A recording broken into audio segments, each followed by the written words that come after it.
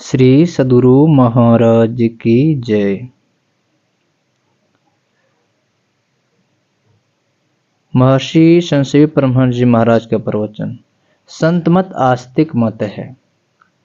आदरणीय सज्जन वृंद तथा आदरणीय माताओं एवं भक्तिमती बहनों, विद्वजन का कथन है कि बिना कारण के कार्य नहीं होता। आवश्यकता आविष्कार की जननी होती है।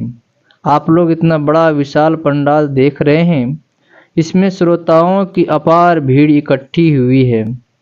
आप लोग अत्र तत्र से यहाँ एकत्र हुए हैं। इतना बड़ा विशाल पंडाल बनाने की आवश्यकता क्या हुई? इसकी उपादेयता क्या है? यहाँ अखिल भारतीय संत मत सत्संग का 82वां वार्षिक महाधिवेशन है। यह 82वां महाधिवेशन क्या बतला रहा है? 82 में 2 जोड़ दीजिए, 84 हो जाएगा। अर्थात यह 82वां महाधिवेशन 84 लाख योनियों से छूटने के लिए बतला रहा है, उस ओर इंगित कर रहा है। यदि हम 2 को पार कर जाएं तो हम 84 से छूट जाएंगे। ये 2 क्या है? हम अहंकार में तो पड़े ही, हम अंधकार में तो पड़े है ही, इसके बाद प्रकाश और शब्द को पार करना है। फिर तो 84 लाख योनियों से मुक्त हो ही जाएंगे, पुनः भव में नहीं आएंगे। इसलिए इस 82वें वार्षिक महाधिवेशन का आयोजन है। संत मत कोई नया धर्म, नया मजहब, नया संप्रदाय अथवा नया रिलीजन नहीं है। यह परम पुरातन सनातन वैदिक मत है। वैदिक मत होते हुए भी यह किसी अवैदिक मत से राग, द्वेष व घृणा नहीं करता। संत मत सर्वधर्म समन्वय मत है। संत मत में कोई संत श्रेय और कोई हेय नहीं है, बल्कि सभी समान रूप से उपादेय है। संत मत में सभी संतों का समान रूप से सम्मान किया जाता है। एक बार का प्रसंग है। बादशाह अकबर ने बीरबल से पूछा, कहो बीरबल, जो कोई तुमसे कुछ पूछता है उसका सही उत्तर तुम तत्क्षण दे देते हो। बताओ तुम कितने पढ़े लिखे हो? बीरबल ने उत्तर दिया, जहां पनाह मैं थोड़ा बहुत लिखा पढ़ा हूं। बादशाह ने पूछा, कोई एक बात बताओ, थोड़ा या बहुत? तुम तो थोड़ा या बहुत दोनों बातें बताते हो। बीरबल ने उत्तर दिया, जहां पनाह जहां अधिक पढ़े लिखे लोग होते हैं वहां मैं थोड़ा बन जाता हूं, और जहां थोड़े पढ़े लिखे लोग होते हैं वहां मैं बहुत बन जाता हूं। इसलिए मैंने थोड़ा और बहुत दोनों शब्दों का व्यवहार किया है। बादशाह अकबर ने हंसकर कहा, बोलने में तो तुम चतुर हो। अच्छा, एक रेखा मैं खींच देता हूं, इसको तुम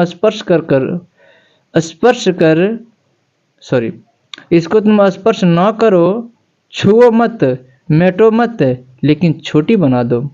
बीरबल ने अविलंब ही उस रेखा के समीप एक बहुत बड़ी समांतर रेखा खींच दी और कहा, जहां मैंने आपकी रेखा को स्पर्श नहीं किया, मिटाया नहीं, लेकिन मेरी रेखा के सामने आपकी रेखा छोटी हो गई।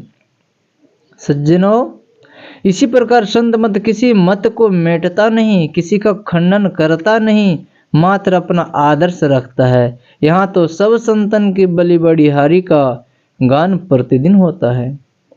कुछ वर्ष पूर्व की बात है। बिहार राज्य के भागलपुर शहर में वैदिक और अवैदिक संप्रदाय के बीच भारी दंगा हुआ था।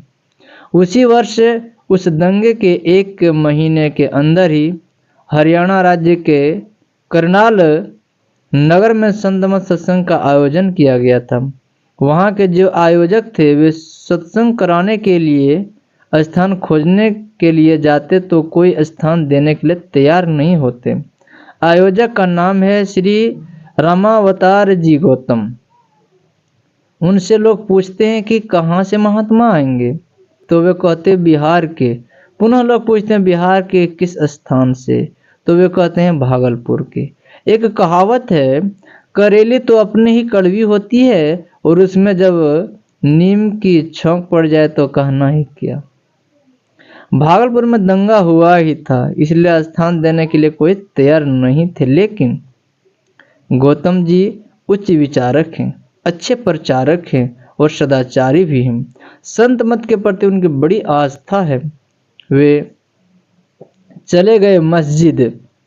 मस्जिद में इमाम साहब को उन्होंने समझाया कि संत मत क्या है। चले गए वे गिरजाघर में और वहां के पादरी को समझाया कि संत मत क्या है।